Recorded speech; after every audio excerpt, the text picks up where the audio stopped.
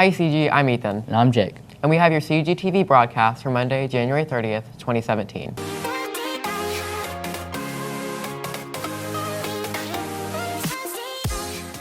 First up today, a message for juniors. Check your email. Hoosier Boys and Girls State is open to current juniors only. 2 students will be chosen for Boys State and 2 for Girls State based on leadership positions. Applicant statements, service contributions, and academic record.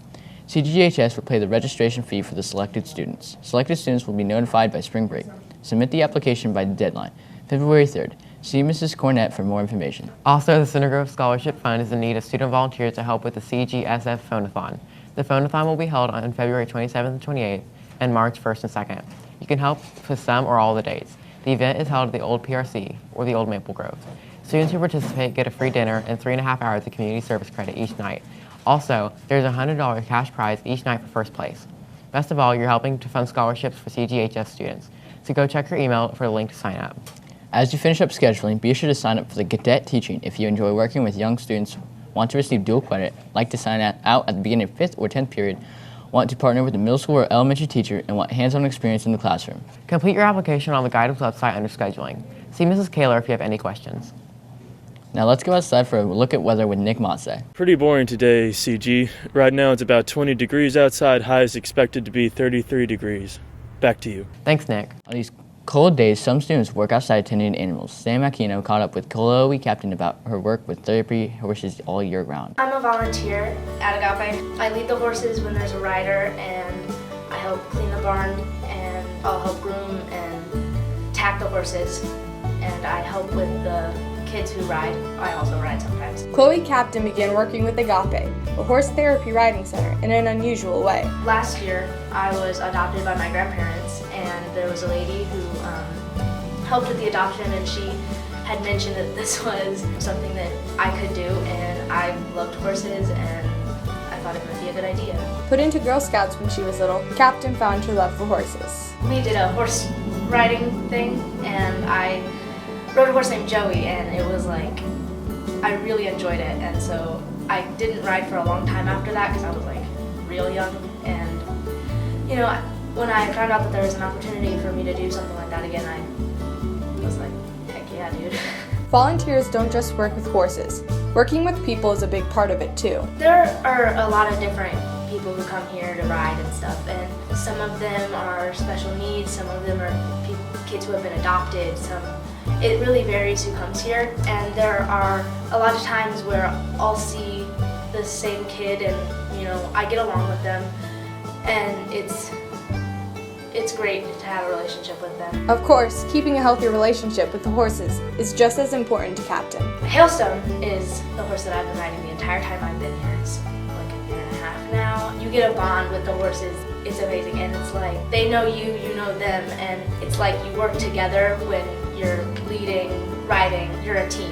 Agape is geared toward people more than the horses, but the group always makes sure that both are taken care of. Well, the horses are retired. There's a horse named Domino who is a retired carriage horse. He used to lead the carriages in downtown. We always try to make sure we have the horses' needs in line, but mostly the therapy is for the kids. It's mental also. It helps them with taking responsibility, leading themselves on the horse a lot of the time, teaching them how some kids who aren't verbal, it helps them, you know, speak more, telling the horses what to do. It's more for the people who ride. Although a much different kind of therapy, Agape does affect many lives. There's a girl who rides with me in the same night that I ride, same hour, and she wasn't very verbal. She's special needs, and she wouldn't pull the reins. She was very hard with, you know, looking where she was going and everything. And doing this has kind of taught her how to be more independent with herself and speaking. She wasn't verbal, and now she can say stuff like walk on,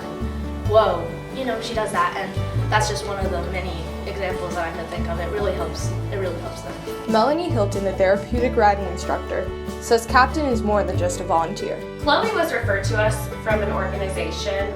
They saw that some of the goals that she was working on would fit really well into the goals that we work on here at Agape. So there was a good fit right off the bat, and once Chloe started coming here, she was a natural. She's wonderful with the horses.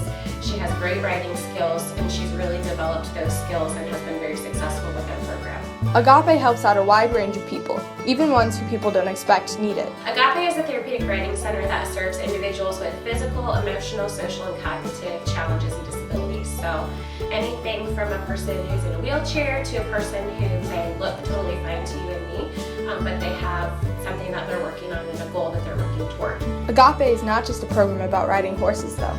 Rather, it's for people who are working for certain aspirations. Our mission is to cultivate personal growth by strengthening the mind, body, and spirit of individuals through horse-facilitated experiences.